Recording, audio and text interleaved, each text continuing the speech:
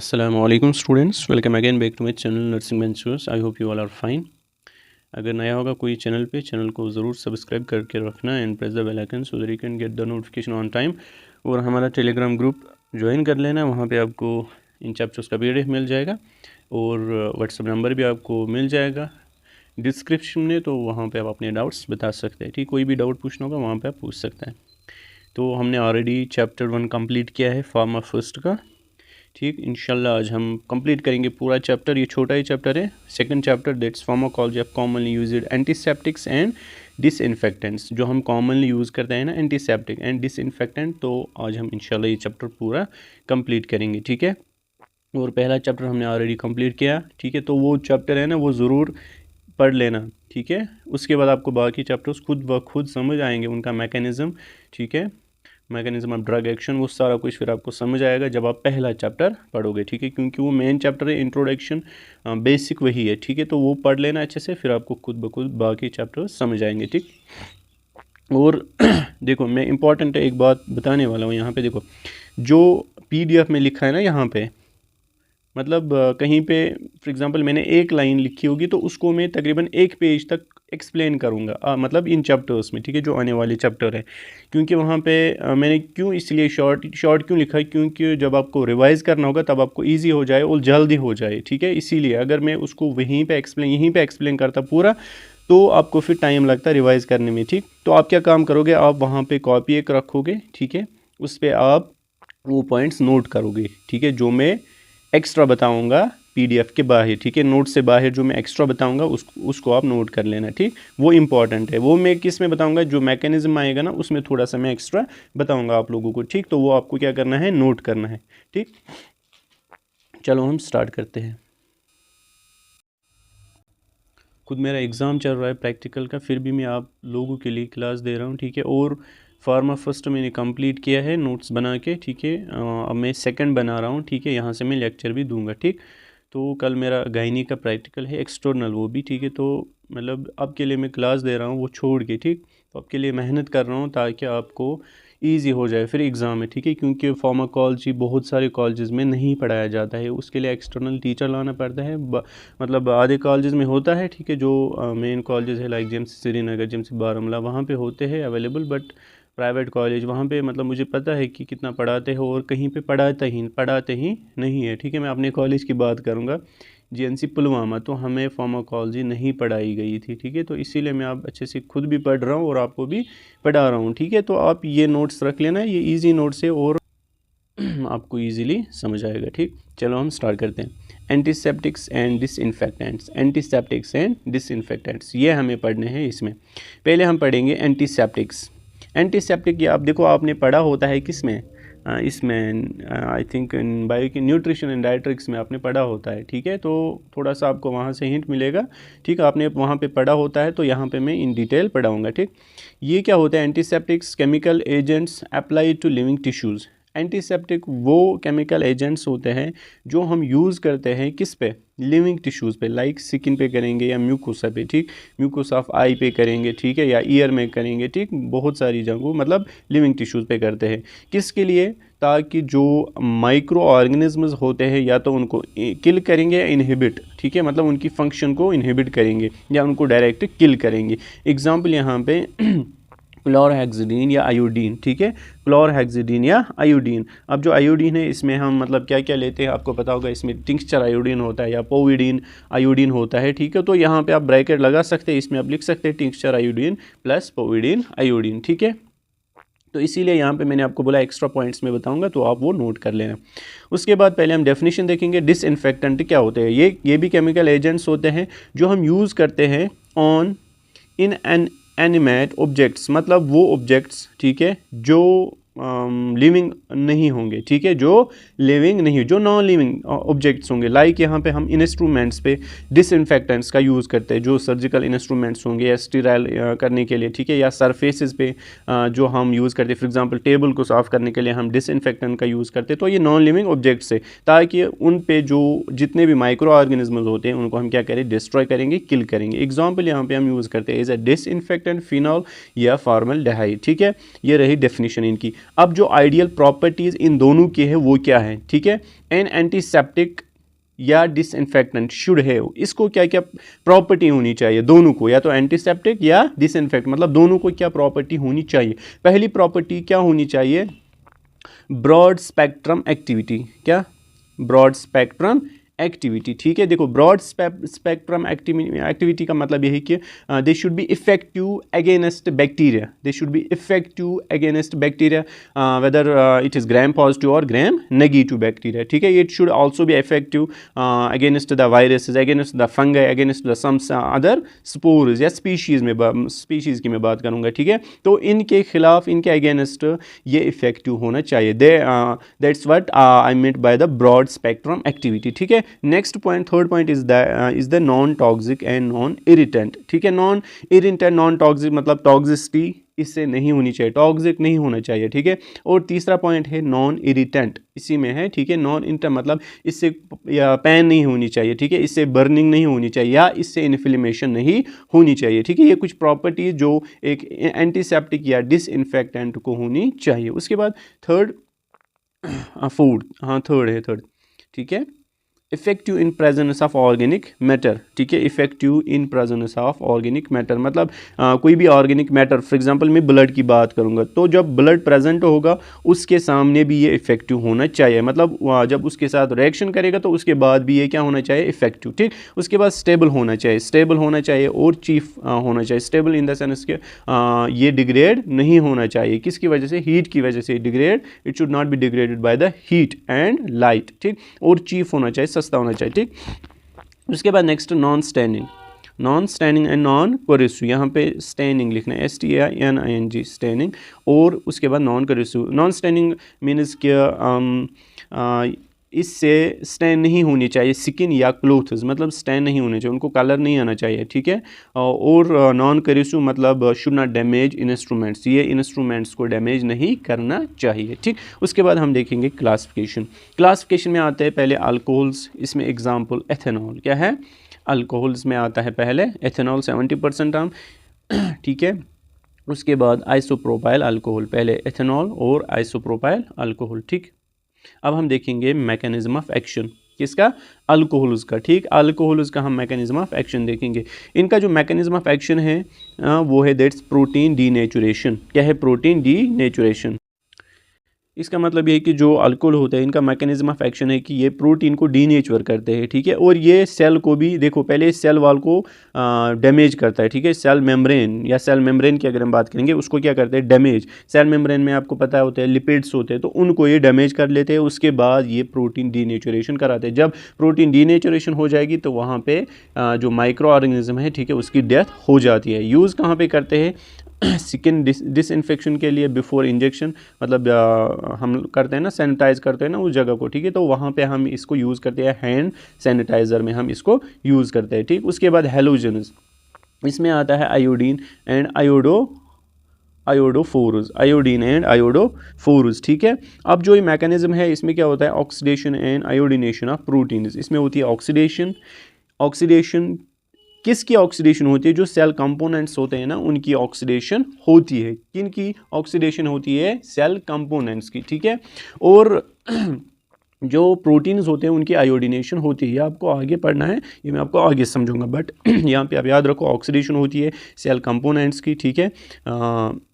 और क्या होती है, आयोडीनेशन ऑफ प्रोटीन्स। यूज़ कहाँ पे होता है, प्री ऑपरेटिव स्किन प्रेपरेशन के लिए और वाउंड क्लीनिंग के लिए, ठीक है। यूजेस याद रख लेना और मैकेनिज्म भी आप याद रख लेना। उसके बाद क्लोरीन कंपाउंड्स, क्लोरीन कंपाउंड्स ये हम अच्छे से देखेंगे। देखो जो क्लोरीन कंपाउंड्स, इसमें आता है ब्लीचिंग पाउडर और सोडियम हाइपोक्लोराइड, ब्लीचिंग पाउडर और सोडियम हाइपोक्लोराइड, ठीक है।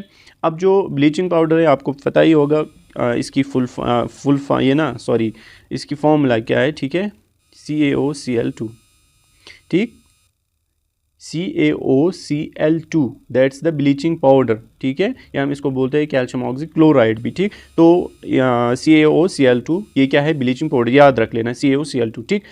अब यहाँ पे देखो ब्लीचिंग पाउडर और सोडियम हाइपोक्लोराइड, सोडियम हाइपोक्लोराइड ये भी याद रख लेना, सोडियम हाइपोक्लोराइड, ठीक। अब देखो इधर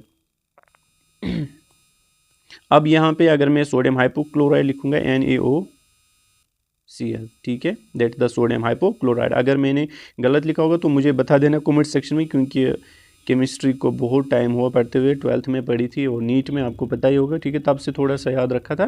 तो अब गलत अगर मैं कहीं पे लिखूंगा कुछ भी तो आप कमेंट सेक्शन में ज़रूर बता देना। सोडियम हाइपोक्लोराइड मैंने बोला ये क्या है, क्लोरीन कंपाउंड है और ब्लीचिंग पाउडर, क्योंकि दोनों में क्लोरीन पाया जाता है, ठीक। अब यहाँ पे इनका मैकेनिज्म ऑफ एक्शन मैंने नहीं लिया है, यहाँ पे नहीं रखा है, तो मैं एक्सप्लेन यहाँ पे करूँगा कैसे एक्टेज होते हैं डिसइंफेक्टेंट। अब यहाँ पे देखो, ये जो दोनों जो क्लोरीन कंपाउंड से they release the free chlorine, क्या करते हैं, रिलीज फ्री क्लोरीन। ये जो क्लोरीन होता है ना ये फ्री होता है, ठीक है, आई बात समझ। अब यहाँ पे देखो, ये जो ब्लीचिंग पाउडर है CaOCl, ठीक है, जब ये वाटर के साथ रिएक्शन करता है, आप लोगों ने पढ़ा होगा ऑर्गेनिक केमिस्ट्री में, ठीक है, या इनऑर्गेनिक में भी पढ़ा जाता है, ठीक।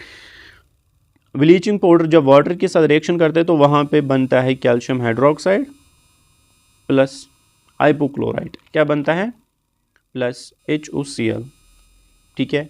क्या बनता है, एक तो बनता है कैल्शियम हाइड्रोक्साइड और बनता है हाइपोक्लोराइड, ठीक।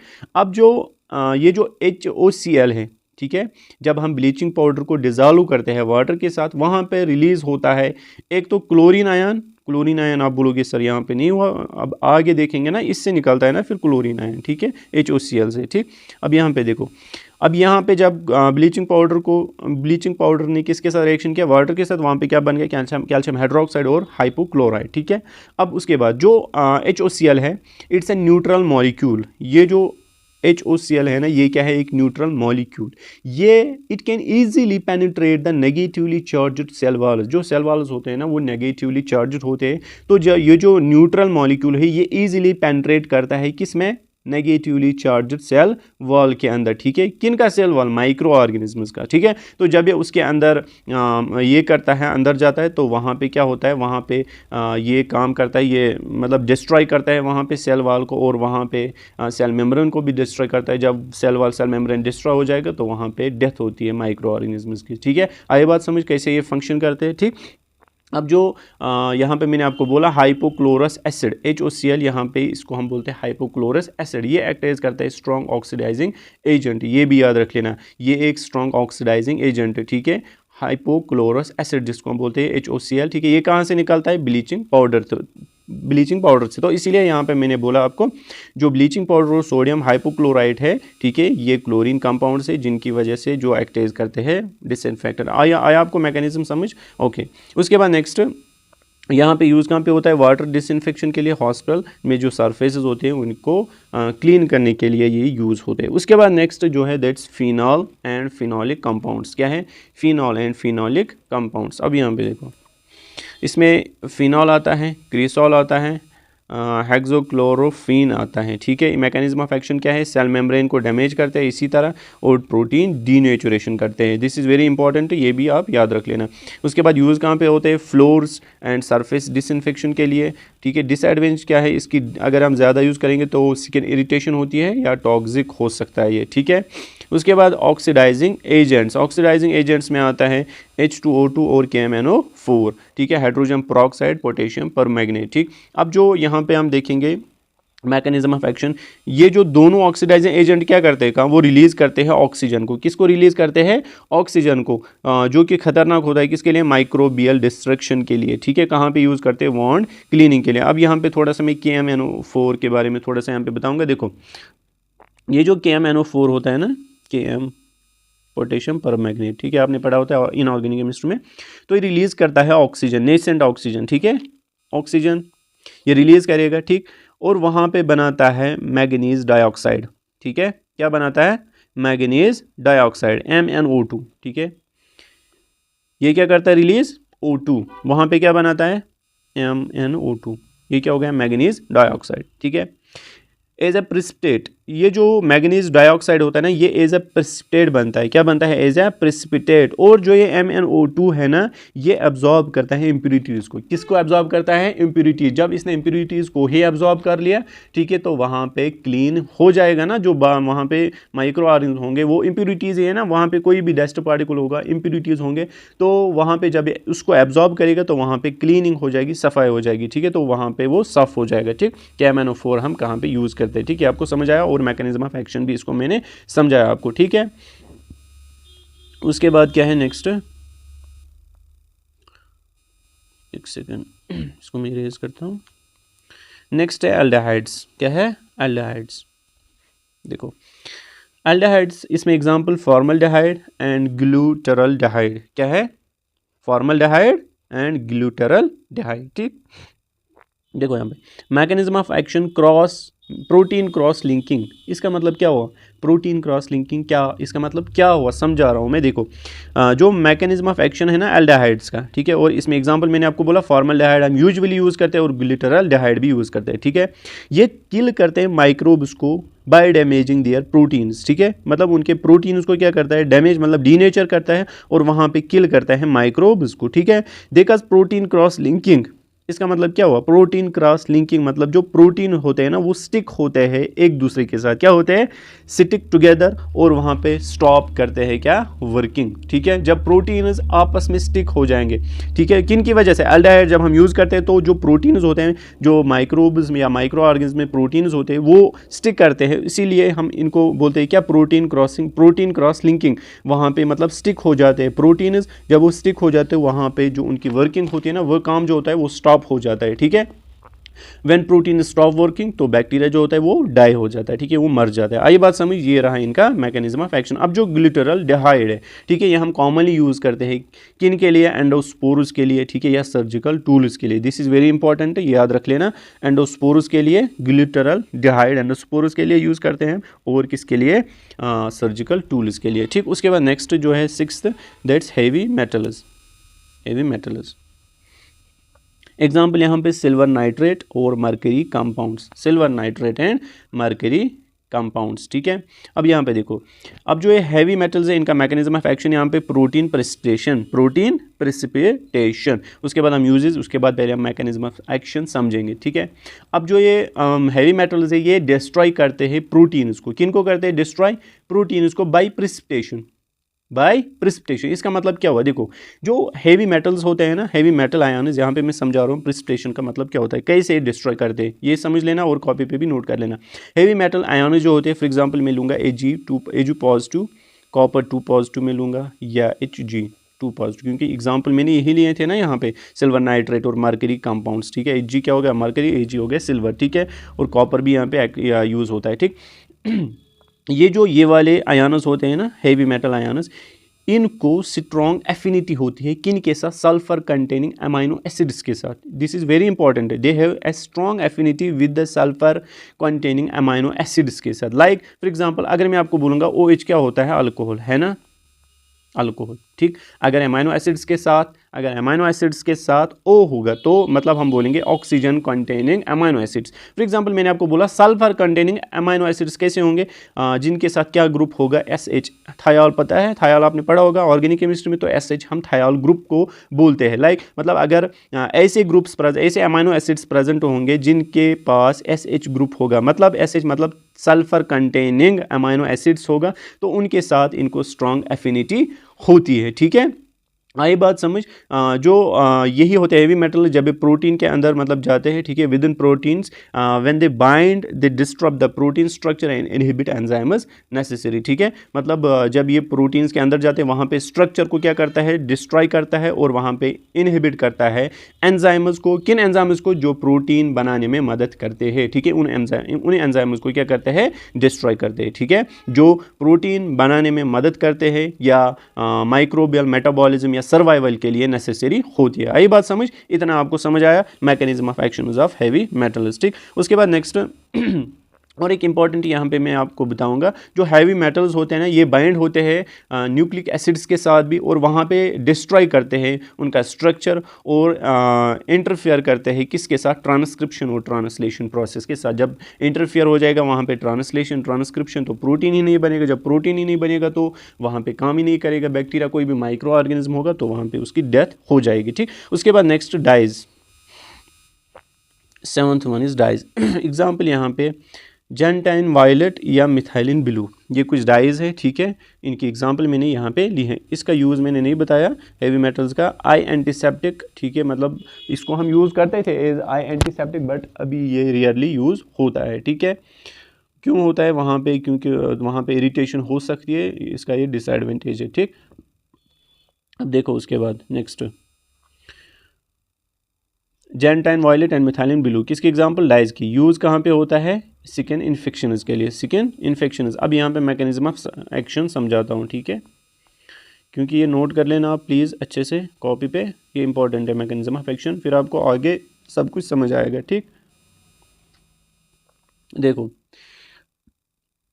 ये जो डाइज होते हैं ना, जो माइक्रो ऑर्गेनिज्म होते हैं ना, वो एक रिएक्शन करते हैं, that's called the redox reaction. उसमें आता है both the oxidation and the reduction reaction. ठीक है, वो करते हैं ये रिएक्शन। तो जो ये डाइज होते हैं ये डिस्टरप्ट करते हैं, मतलब oxidation and reduction, that's the redox reaction को होने नहीं देते। ठीक है, आई बात समझ।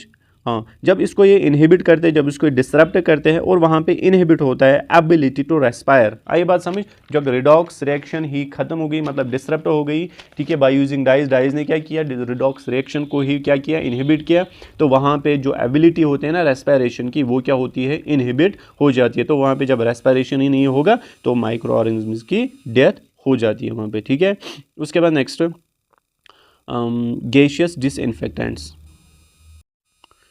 और एक इंपॉर्टेंट पॉइंट या मैं मैकेनिज्म में बताऊंगा, इसमें आता है थायोरिडॉक्सिन रिडक्टेस इनहिबिशन। क्या, थायो, THIOREDOXIN, थायोरिडॉक्सिन रिडक्टेस इनहिबिशन। क्या, थायोरिडॉक्सिन रिडक्टेस इनहिबिशन। सिंपल यहाँ पे मैं लिखूंगा थायोरिडॉक्सिन रिडक्टेस इनहिबिशन।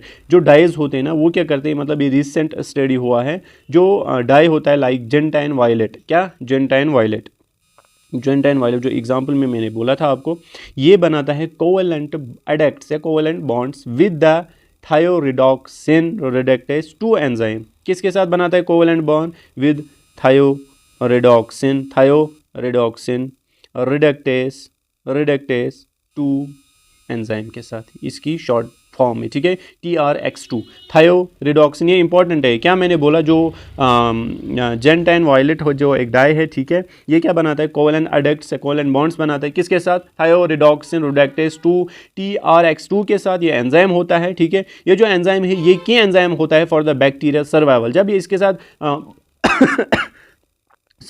जब ये इसके साथ बाइंड हो जाता है, वहाँ पे ये फंक्शन नहीं करता है। ठीक है, इसको ब्लॉक कर देता है। ठीक है, वहाँ पे फंक्शन जब ये एंजाइम नहीं करेगा तो बैक्टीरिया सर्वाइव नहीं करेगा, वहाँ पे डेथ हो जाएगी किसकी, बैक्टीरिया की। ठीक हाँ, उसके बाद नेक्स्ट हम पढ़ेंगे गैसियस डिसइंफेक्टेंट्स। ठीक है, इसमें आता है एग्जाम्पल यहाँ पे इथाइलिन ऑक्साइड। देखो एग्जाम्पल याद रख लेना बस, फिर मैकेनिज्म ऑफ एक्शन आप लिख लेना ऐसे ही, मतलब जैसे मैंने बताया ना, इतना तो नहीं रहेगा याद, बट फिर भी थोड़ा सा आपको फिर आएगा वहाँ पे, थोड़ा जब मैं समझा रहा हूँ ना अच्छे से आपको, फिर आपको दिमाग में आएगा। ठीक, देखो क्या कर लेना, नोट्स प्रिंट आउट निकाल के रखना, उसके बाद सामने रखना, और यहाँ से मेरा लेक्चर लगाना, तो वहाँ पर आपको ईजी हो जाएगा फिर। ठीक है, इथाइलिन ऑक्साइड ये यूज़ करते हैं हम कहाँ पे, sterilization of heat sensitive equipment. हाँ, ये तो हमने देखा ही नहीं, स्किन इन्फेक्शन के लिए डाइज, हाँ वो मैंने आपको बताया। उसके बाद गैसियस डिसइंफेक्टेंट्स कहाँ पे यूज़ होते हैं, स्टेरिलाइजेशन, स्टेराइल करने के लिए, किसके लिए, heat sensitive equipment. Heat sensitive equipment पता है, मतलब वो प्लास्टिक जो होते हैं ना, वो हीट सेंसिटिव है ना, उनको स्टेराइल करने के लिए, या ड्रिप सेट्स या कोई कुछ भी प्लास्टिक होगा ना, तो उनको स्टेराइल करने के लिए हम गैसियस डिसइंफेक्टेंट्स का यूज़ करते हैं। ठीक है, अब यहाँ पे देखो ये इसका मैकेनिज्म ऑफ एक्शन इंपॉर्टेंट है, ये मैं आपको समझाऊंगा। मैकेनिज्म ऑफ एक्शन किसका, इथाइलिन ऑक्साइड का। ठीक है देखो ये जो इथाइलिन ऑक्साइड है ना, ये रिएक्ट करता है with the active hydrogen atoms. जो अमाइनो एसिड्स होते हैं ना, फॉर एग्जांपल माइक्रो ऑर्गेनिज्म में, उनमें अमाइनो एसिड्स होंगे ना। ठीक है, अमाइनो एसिड्स में होते हैं hydrogen atoms, active hydrogen atoms. Like for example active hydrogen atom आपने पढ़ा होगा ऑर्गेनिक केमिस्ट्री में, अगर मैं लूँगा OH, तो इसमें H है ना active hydrogen, for example SH, thiol अभी मैंने बोला। ठीक है, इसमें H है एक्टिव हाइड्रोजन, मतलब जो लूज हो सकता है, ये COOH। ठीक है, इसमें भी CO नेगेटिव बनता है और H पॉजिटिव निकलता है। एक्टिव हाइड्रोजन मतलब जो बाहर निकलेगा, ठीक है, जो रिएक्शन करेगा। अब जो ये इथाइलिन ऑक्साइड है, ये करता है इन्हीं एक्टिव हाइड्रोजन के साथ रिएक्शन। अब जो ये NH है, या OH है, या SH है, या COH है, ये किन में प्रेजेंट होंगे? जो माइक्रो ऑर्गेनिज्म में अमाइनो एसिड्स या प्रोटीन्स प्रेजेंट होंगे उनमें प्रेजेंट होंगे ना, तो ये जो इथाइलिन ऑक्साइड है ये इन्हीं के साथ रिएक्शन करता है। क्या करता है? रिएक्शन करता है, ठीक है। और किन के साथ रिएक्शन करता है? नाइट्रोजनस बेसिस के साथ। नाइट्रोजनस बेसिस कहाँ पे होंगे? तो न्यूक्लिक एसिड्स में होंगे, डीएनए आरएनए में होंगे, ठीक है। नाइट्रोजनस बेसिस आपको पता होता है ये न्यूक्लिक एसिड्स में पाए जाते हैं, डीएनए में या आरएनए में। एक तो ये एक्टिव हाइड्रोजन के साथ रिएक्शन करते हैं, ठीक है, जो मैंने आपको बोला, जो कहाँ पे प्रेजेंट होते हैं? प्रोटीन्स या जिनको हम अमाइनो एसिड्स, ठीक है, वहाँ पे प्रेजेंट होते हैं। और नाइट्रोजनस बेसिस के साथ भी रिएक्शन करते हैं, जो कहाँ पे प्रेजेंट होते हैं? ठीक है, न्यूक्लिक एसिड्स और डीएनए या आरएनए में, ठीक है। उसके बाद नेक्स्ट वहाँ पे क्या होता है? इस चेंज की वजह से, इस रिएक्शन की वजह से वहाँ पे अल्काइलेशन होती है, ठीक है। मतलब इसी को हम क्या बोलते हैं? अल्काइलेशन। इसी प्रोसेस को हम बोलते हैं अल्काइलेशन। मतलब इथाइलिन ऑक्साइड का रिएक्ट करना या तो एक्टिव हाइड्रोजन के साथ या बेसिस के साथ, नाइट्रोजनस बेसिस के, इसको हम क्या बोलते हैं? अल्काइलेशन, ठीक है। इसकी वजह से क्या होती है? इसकी वजह से जो मॉलिक्यूलर शेप होती है ना वो चेंज हो जाती है, मॉलिक्यूलर शेप चेंज हो जाती है और डिसेबल करती है फंक्शनल कैपेबिलिटीज ऑफ प्रोटीन्स। मतलब जो प्रोटीन्स होते हैं ना, जब उन्हीं के साथ ये बाइंड हो गया, ठीक है, तो वहाँ पे उनकी एबिलिटी फंक्शन जो होती है ना वो डिसेबल करता है, ठीक है। और एंजाइम्स को भी डिसेबल करता है, जो एसेंशियल ज़रूरी होती है किसके लिए? मेटाबॉलिज्म के लिए, ठीक है। और वहाँ पे बचाता है डीएनए रेप्लिकेशन से, मतलब उसको इनहिबिट करता है और वहाँ पे माइक्रो ऑर्गेनिज्म किल हो जाता है, ठीक। ये रहा इसका मैकेनिज्म। आई होप कि आपको ये समझ आया होगा, ठीक। उसके बाद नेक्स्ट लेवल्स ऑफ डिसइंफेक्शन। क्या पढ़ना है हमें? Levels of disinfection. देखो पहला जो है that's high levels of dis, मतलब कोई ज़्यादा माइक्रो ऑर्गेनिज्म को किल करेगा, कोई कम, कोई स्पोरूस को भी थोड़ा सा किल करेगा, कोई नहीं करेगा। आपने पढ़ा होता है हाई लेवल, ठीक है। Kills all organisms except spores. Spores को भी थोड़ा सा इफेक्ट करता है बट पार्शियली, मतलब पूरा नहीं, ठीक है। एग्जांपल यहाँ पे ग्लूटाराल डिहाइड, ठीक है, अभी मैंने पीछे बोला था आपको, ठीक। इंटरमीडिएट लेवल ये किल्स बैक्टीरिया, वायरसेस, फंजाई। किनको करता है? बैक्टीरिया या वो करता है ऑल ऑर्गेनिजम्स को, ठीक है। ये खाली बैक्टीरिया, वायरसेस, फंजी को करता है। एग्जांपल अल्कोहल में इसमें आएगा। उसके बाद लो लेवल इसमें क्या करता है? किल सम बैक्टीरिया। एग्जांपल QaCS मतलब क्या होता है? क्वाटरनरी अमोनियम कंपाउंड्स, ठीक है। उसके बाद next adverse effects. This is very important. इसकी वजह से क्या एडवर्स इफेक्ट हो जाते हैं, ठीक। पहला पॉइंट इसमें स्किन इरिटेशन होती है। स्किन इरिटेशन किसकी वजह से होती है? फिनॉल और आयोडीन की वजह से। इसमें क्या होता है? रेडनेस होती है, ठीक है। इसमें बर्निंग होती है और इचिंग होती है, ठीक है, किसमें? स्किन इरिटेशन में। उसके बाद एलर्जी ये किसकी वजह से होती है? आयोडीन की वजह से हो सकती है। और इसमें क्या क्या हो सकता है? रैशेस हो सकते हैं, ठीक है, या स्वेलिंग हो सकती है, ठीक। उसके बाद नेक्स्ट टॉक्सिसिटी किसकी वजह से हो सकती है? फॉर्मल्डिहाइड की वजह से होता है, ठीक है। ये बात समझ, मतलब कि इसमें डैमेज हो सकता है टिश्यू, ठीक है, या ब्रीथिंग प्रॉब्लम्स भी हो सकती है इसमें टॉक्सिसिटी की वजह से, ठीक है। उसके बाद स्टैनिंग किसकी वजह से? आयोडीन मैंने आपको पीछे बोला है, ठीक। और स्टैनिंग की वजह से क्या हो सकता है? स्किन को हो सकता है स्टैन, और क्लोथ्स को भी स्टैन हो सकता है। उसके बाद ड्रग टॉक्सिसिटी मैंने आपको बोला है, refers to the harmful effects produced when antiseptics या डिसइंफेक्टेंट्स और use it in high concentration, prolonged exposure और इम्प्रॉपर एप्लीकेशन। मतलब हम इसको ज़्यादा यूज़ कर रहे हैं और बहुत देर तक एक्सपोज कर रहे हैं, या हम उस तरह यूज़ करते हैं जो कि इसका सही तरीका नहीं है, ठीक है। एग्जांपल यहाँ पे हम पढ़ेंगे टॉक्सिसिटी ऑफ अल्कोहल। अगर टॉक्सिसिटी हो जाएगी अल्कोहल की तो उसकी वजह से क्या होता है, ठीक है।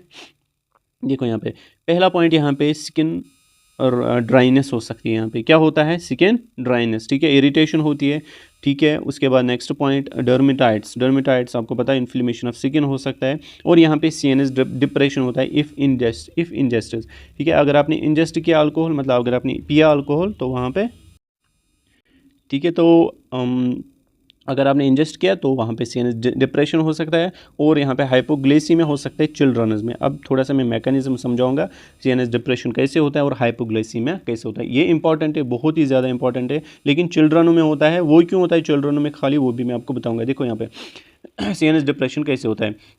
इसमें होता है CNS डिप्रेशन जब होता है ना, अल्कोहल जब हमने कंज्यूम किया, मतलब ज़्यादा अगर हमने किया, ठीक है, जब टॉक्सिसिटी हो जाएगी इसकी तो वहाँ पे ड्राउजीनेस, पेशेंट अनकॉन्शियस हो सकता है। क्यों होता है? देखो मैकेनिज्म ऑफ एक्शन में आपको बताऊंगा। वहाँ पे होते हैं गाबा रिसेप्टर्स। क्या होते हैं? गाबा रिसेप्टर्स। गाबा मतलब gamma amino butyric acid receptors, ठीक है, मतलब गामा ये होते हैं। अब जो ये गाबा है ना, अभी मैंने रिसेप्टर बोला, उसके लिए आप रखो गाबा न्यूरोट्रांसमीटर्स, ठीक है, सॉरी रिसेप्टर अभी नहीं, रिसेप्टर अलग है जहाँ पे ये बाइंड हो जाते हैं, ठीक है। गाबा न्यूरोट्रांसमीटर्स, गाबा गामा एमाइनो ब्यूटायरिक एसिड इसकी फुल फॉर्म है, ठीक है। ये एक इनहिबिटरी न्यूरोट्रांसमीटर है, ठीक है। ये एक इनहिबिटरी न्यूरोट्रांसमीटर है। इसका फंक्शन क्या है? It slows down the brain activity, मतलब ब्रेन की जो एक्टिविटी है ना उसको कम करता है, ठीक है। अब जो अल्कोहल है वो क्या करता है? अल्कोहल क्या करता है? अब देखो मेरी बात, मैंने आपको बोला गाबा क्या करता है काम, वो ब्रेन की एक्टिविटी को स्लो डाउन करता है, ठीक है, मतलब इंसान को रिलीफ देता है इन द सेंस कि डिप्रेशन कैसे होता है। देखो अल्कोहल जब हमने कंज्यूम किया, ठीक, उसकी वजह से जो गाबा एक्शन होती है ना वो इंक्रीज हो जाती है। क्या होती है? GABA action increase, GABA action increase due to alcohol, ठीक है, due to consumption of alcohol. अब गाबा की जो एक्शन है वो इंक्रीज हो गई, एनहेंस हो गई, ठीक है, और वहाँ से एनहेंस होते हैं गाबा ए रिसेप्टर्स, ठीक है। रिसेप्टर एक्टिविटी जो होती है ना, गाबा ए रिसेप्टर एक्टिविटी होती है ना वो एनहेंस हो जाती है। गाबा ए रिसेप्टर एक्टिविटी जो होती है वो एनहेंस होती है due to high level of GABA action, ठीक। वहाँ पे फिर क्या होता है? It results in more inhibition of neurons, ठीक है, वहाँ पे इनहिबिशन ऑफ न्यूरॉन्स होते हैं। जो ब्रेन होता है it becomes slow and relaxed, ठीक है। वहाँ पे जो ब्रेन है ये काम नहीं करता है अच्छे से, स्लो काम करता है और रिलैक्स होता है। इफेक्ट्स क्या होते हैं वहाँ पे? सिडेशन होती है और रिड्यूस्ड एंजाइटी होती है, ठीक है। आई बात समझ कैसे ये काम करता है, ठीक, सीएनएस डिप्रेशन में, ठीक। उसके बाद नेक्स्ट हम देखेंगे हाइपोग्लाइसीमिया। हाइपोग्लाइसीमिया क्या? हाँ, और एक बात जो अल्कोहल है ये इनहिबिट करता है ग्लूटामाइन को। किसको करता है? ग्लूटामाइन को, ठीक। अब जो ये ग्लूटामाइन है दिस इज एन एक्साइटरी, वो क्या था? इनहिबिटर। ये क्या है? एक्साइटरी न्यूरोट्रांसमीटर। ये क्या है? एक्साइटरी न्यूरोट्रांसमीटर। ये जो ग्लूटामाइन है ये ब्रेन को एक्टिव रखता है और अलर्ट रखता है। अब मुझे बोला अल्कोहल जब हमने कंज्यूम किया ये इसको कम करेगा कि ज़्यादा, इनहिबिट करेगा कि ब्लॉक करेगा कि इसको बढ़ाएगा? ये तो इसको ब्लॉक करेगा, क्योंकि अगर इसने अलर्ट रखा, अगर इसने इंसान को इंसान के ब्रेन को एक्टिव रखा और अलर्ट रखता है, तो अल्कोहल इसको क्या करता है? ब्लॉक करता है। Alcohol blocks the glutamine receptors, ठीक है। इसके जो रिसेप्टर्स होते हैं उनको क्या करता है? ब्लॉक कर देता है, तो वहाँ पे ब्रेन की जो एक्टिविटी है वो स्लो डाउन हो जाती है, वहाँ पे ये प्रॉब्लम होती है, ठीक। अब आपको ये समझ आया होगा। उसके बाद next hypoglycaemia, this is very important है। देखो हाइपोग्लाइसीमिया कैसे मतलब करता है, ठीक है, बच्चों में, यूजुअली बच्चों में। देखो हमारी जो बॉडी है इट नीड्स ग्लूकोज, ये आपको पता है, और बच्चों का जो चिल्ड्रंस का जो ब्रेन है ना that needs more glucose than adults, ये बात याद रख लेना, ठीक है। उनके लिए ज़्यादा ग्लूकोज की शुगर की ज़रूरत होती है स्पेशली फॉर द ब्रेन, ठीक। अब जो ये जो शुगर है ना, ये जो ग्लूकोज होता है ये कैसे मेंटेन रहता है? ये दो वेज में मेंटेन रहता है। पहला, फॉर एग्जांपल हम यूज़ करेंगे स्टोर्ड शुगर, मतलब जिसको हम ग्लाइकोजन बोलते हैं, ग्लाइकोजन, ठीक है। अब जो ग्लाइकोजन है ये स्टोर्ड शुगर होता है, स्टोर्ड ग्लूकोज होता है, इसको हम यूज़ करेंगे तो वहाँ पे ब्लड ग्लूकोज जो है वो मेंटेन रहेगा, ठीक है। दूसरी बात, हम बनाएंगे नया शुगर जिसको हम ग्लूकोनियोजेनेसिस, ग्लूकोनियोजेनेसिस का मतलब होता है कि glucose banana from the non carbohydrate parts, ठीक है। मतलब नॉन कार्बोहाइड्रेट पार्ट मतलब इसमें आता है लैक्टेट, आता है पायरुवेट, आता है, ठीक है, नॉन कार्बोहाइड्रेट मॉलिक्यूल से ग्लूकोज बनाना, ठीक है। यूजुअली हम कहाँ से बनाते हैं? कार्बोहाइड्रेट पार्ट से ग्लूकोज, लाइक ग्लाइकोजन है ना, वो कार्बोहाइड्रेट पार्ट है, ठीक है। उससे जब ग्लूकोज बनता है तो उसको हम बोलते हैं ग्लूकोजेनेसिस या ग्लाइकोजिनोलिसिस, ठीक है, ग्लाइकोजिनोलिसिस हम उसको बोलते हैं, ठीक है, या ग्लूकोजेनेसिस, ग्लूकोज बनाना, ठीक है। ग्लूकोजेनेसिस फूड से जब हम खाना खाते हैं तो उससे ग्लूकोज बनता है, बट यहाँ पे नए कुछ सब्सटेंसेस है मॉलिक्यूलों से ग्लूकोज बनाना, तो उसको हम क्या बोलते हैं? ग्लूकोनियो मतलब न्यू, ठीक है, न्यू जेनेसिस मतलब सिंथेसिस बनाना, ठीक है। तो ग्लूकोज बनाना नई चीज़ों लाइक पायरुवेट और या एसीटेट से हम बनाते हैं, ठीक है। तो उसकी वजह से भी क्या होता है? मेंटेन रहता है हमारा ब्लड शुगर, ठीक। अब उसके बाद क्या होता है? जब एक बच्चा क्या करता है? कंज्यूम करता है अल्कोहल, मतलब ज़्यादा पीता है, ठीक, तो जो लिवर होता है ना वो बिज़ी रहता है। अब जो लिवर है वो क्या करता है? वो बिज़ी रहता है किसको? डिग्रेड करने में, अल्कोहल को, ठीक है। अब जो लिवर है वो बिज़ी रहेगा किसको डिग्रेड करने में? अल्कोहल को। समझ लेना मेरी बात, ठीक।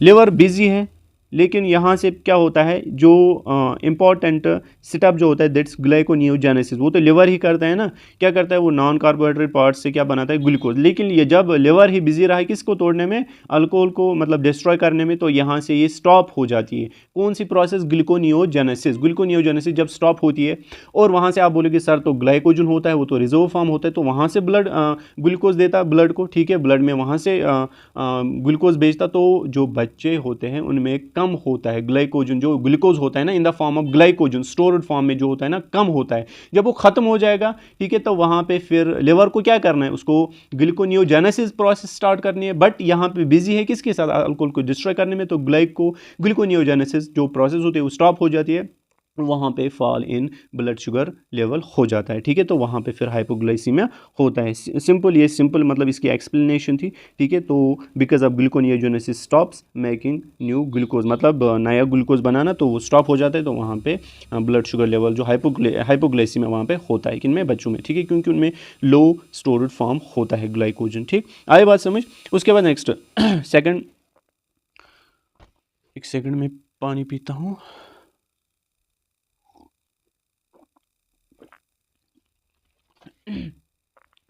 देखो यहाँ पे मैं एक बात बोलूँगा, जो हमारी बॉडी होती है ना जो बच्चों की बॉडी होती है वो बोलेगा किसको, लिवर को, भैया हमें शुगर की ज़रूरत है। लिवर क्या बोलेगा, wait I am busy handling alcohol, ठीक है, तो वहाँ पे नया ग्लूकोज नहीं बन सकता है क्योंकि लिवर बिजी है अल्कोहल को डिस्ट्रॉय करने में। जब ये आपको समझ आया को तो मैं फिर से एक्सप्लेन नहीं करूँगा, ठीक। उसके बाद नेक्स्ट क्लोरहेक्सिडीन, ठीक है, अगर इसकी टॉक्सिसिटी हो जाएगी तो वहाँ पे स्किन इरिटेशन हो सकती है। ऑटोटॉक्सिसिटी होती है, ठीक है, जब ये एंटर हो जाता है किस में मिडल ईयर में, तो वहाँ पे ऑटोटॉक्सिसिटी हो जाती है या न्यूरोटॉक्सिसिटी हो सकती है वहाँ पे, ठीक है। ये बात समझ, मतलब ऑटोटॉक्सिसिटी में क्या होता है, इसमें परफोरेटेड ईयर ड्रम हो जाता है, वहाँ पे ईयर स्ट्रक्चर जो होते हैं वो डैमेज होते हैं, इनर ईयर स्ट्रक्चर डैमेज हो जाते हैं और वहाँ पे हियरिंग लॉस हो सकती है, बैलेंस प्रॉब्लम हो सकती है, ठीक है। उसके बाद न्यूरोटॉक्सिसिटी मतलब न्यूरॉन्स में प्रॉब्लम हो जाती है, वो डिस्ट्रॉय हो जाते हैं, ठीक। उसके बाद नेक्स्ट आयोडीन, ये हम बोलेंगे पोविडीन आयोडीन, ठीक है, इसकी वजह से क्या होता है, स्किन इरिटेशन हो सकती है, बर्नस हो सकती है, या आयोडिज्म, या अगर क्रोनिक टॉक्सिसिटी मतलब अगर हमने बहुत देर तक इसको यूज़ किया तो वहाँ पे सिम्टम्स लाइक मेटालिक टेस्ट होता है आपको, या एक्सेस सलाइवेशन होती है, या रनी नोज हो सकती है, ठीक है, एक्ने लाइक रेश होते हैं, या थायराइड डिसइंफेक्शन होता है। उसके बाद हाइड्रोजन पेरोक्साइड, इसकी वजह से क्या होता है, टिश्यू डैमेज हो जाता है अगर इसकी हाई कंसनट्रेशन हो गई, और डिलेड वाउंड हीलिंग मतलब जो वाउंड हील होता है ना वो डिले हो जाता है, ठीक है। क्यों होता है, क्योंकि जो H2O2 हाइड्रोजन पेरोक्साइड होता है, ये किल करता है नए सेल्स को जो कि ज़रूरत होती है वॉन्ड हीलिंग के लिए। जब ये उन्हीं को डिस्ट्रॉय करेगा तो वॉन्ड हील होने में टाइम लगेगा। और होता है गैस एम्बोलिज्म, ठीक है, H2O2 ये क्या करते हैं, रिलीज़ करता है। गैस एम्बोलिज्म कैसे होता है, H2O2 क्या करता है, रिलीज़ ऑक्सीजन, ठीक है, तो उसकी वजह से बबल्स होते हैं, ऑक्सीजन बबल्स, तो वो एंटर हो जाते हैं किसमें, ब्लड स्ट्रीम में, उसके बाद ब्लॉक करता है ब्लड वेसल्स को, ठीक। उसके बाद फिनॉल इसकी वजह से सीवियर स्किन बर्नर्स हो सकते हैं, CNS toxicity, kidney damage, cardiac arrhythmias, ठीक है। तो ये रहा हमारा सेकंड चैप्टर। इंशाल्लाह नेक्स्ट चैप्टर थर्ड चैप्टर हम पढ़ेंगे कल। मिलते हैं नेक्स्ट वीडियो में, तब तक के लिए अल्लाह हाफिज़।